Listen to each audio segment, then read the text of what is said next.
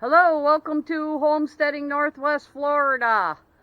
It is May 31st, 2025 at about 5 p.m. What is the temperature now? It is 81 degrees, but it feels hotter inside. My ceiling is not well insulated enough.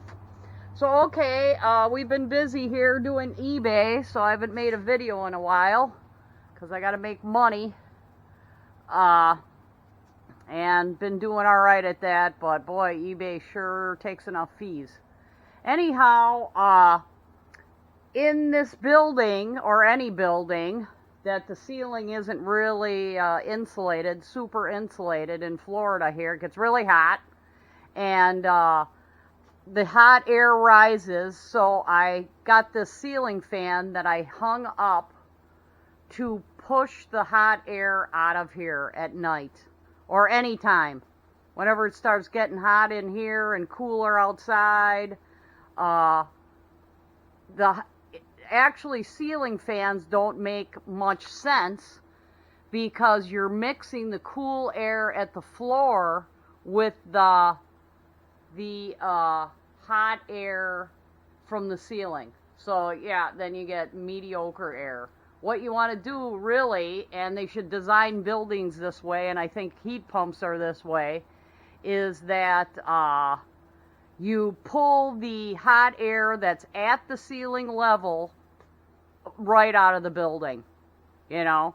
But I don't really want to make a hole in my building, especially in the front, because then a tornado will probably, or, you know, I'll have a fan in there, and then I'll have to take it out during the winter and insulate.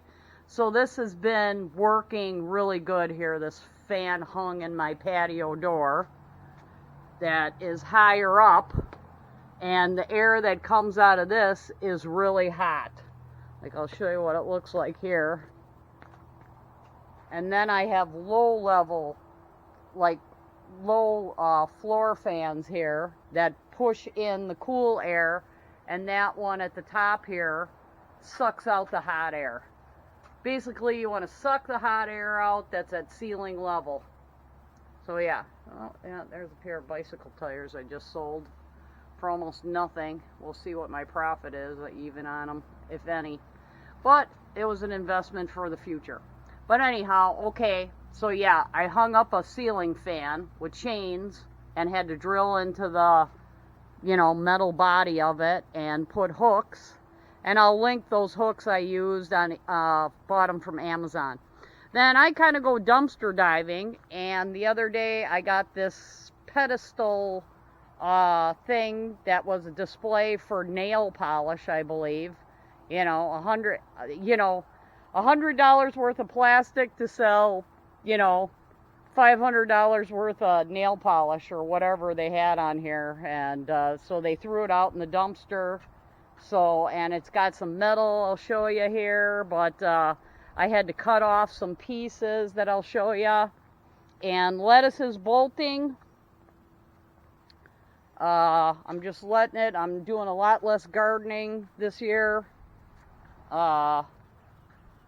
Yep, lettuce is completely I'm going to see if the seeds grow, you know. See what kind of seeds I can get. Just curious. Swiss chard is doing good. That can handle the heat better than the lettuce can. Got some tomatoes in there. Got some Everglades tomatoes. We're back there. And, yep, what do we got here? We have carrots still growing. I pulled one out. There was not much of a carrot. So I'm leaving the rest in.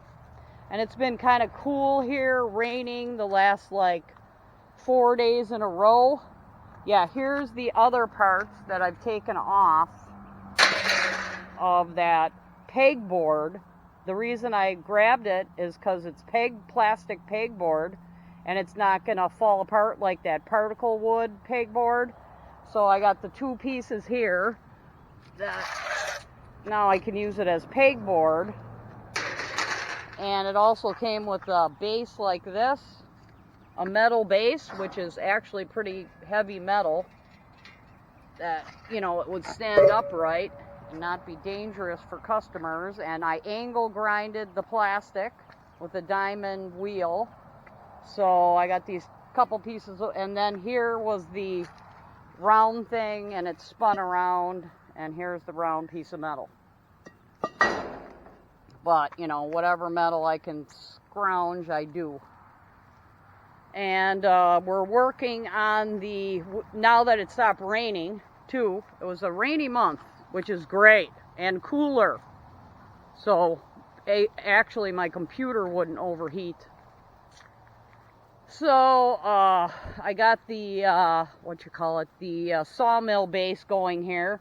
And I decided what I was going to do with this unlevel part, which I know there's a dip here, and I was going to shove that black plastic underneath there, but I'm going to cut these tiles and shove as many of these vinyl tiles underneath here to make it level.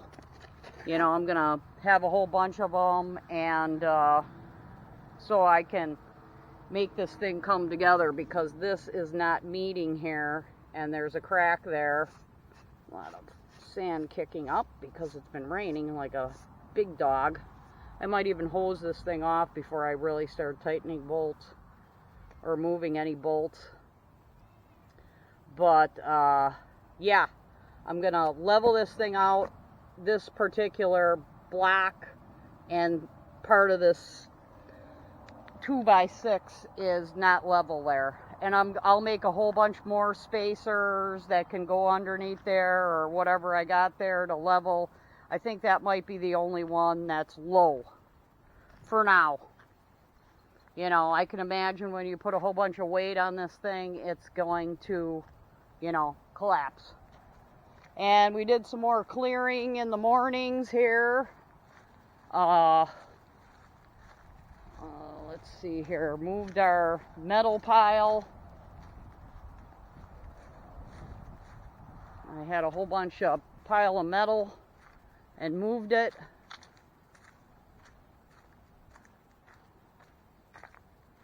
Here is the base of that stand, plastic, of the pegboard stand for the nail polish. That's that, but I had this whole pile of stuff over underneath these trees, because when I first got here, I didn't know where to put what, and it was here where I cleared it all up and cut everything back with the lawnmower. And I did run into some poison ivy here. That's why I kind of took a break from doing a lot of land clearing. And also, I've been clearing up over here's a piece of a porcelain that I put in that pile. I got to dig that out of the ground. Still finding more broken glass. And we still got this area cleared. I cut down a couple stumps there and mowed a path. And we got this area where I did a burn barrel of a whole bunch of pine branches off of this great big pine top that fell off. That will go on the sawmill to test it out. The other day I got rid of most of the top of the pine tree here and cut off a big chunk. It's over by the sawmill, but here's the wood. That is pine, so we'll see what it cuts like when I finally get the sawmill. And this is a sweet gum here that's coming back. Need to cut those stumps. Get out the bigger chainsaw. But anyhow, we've been busy here.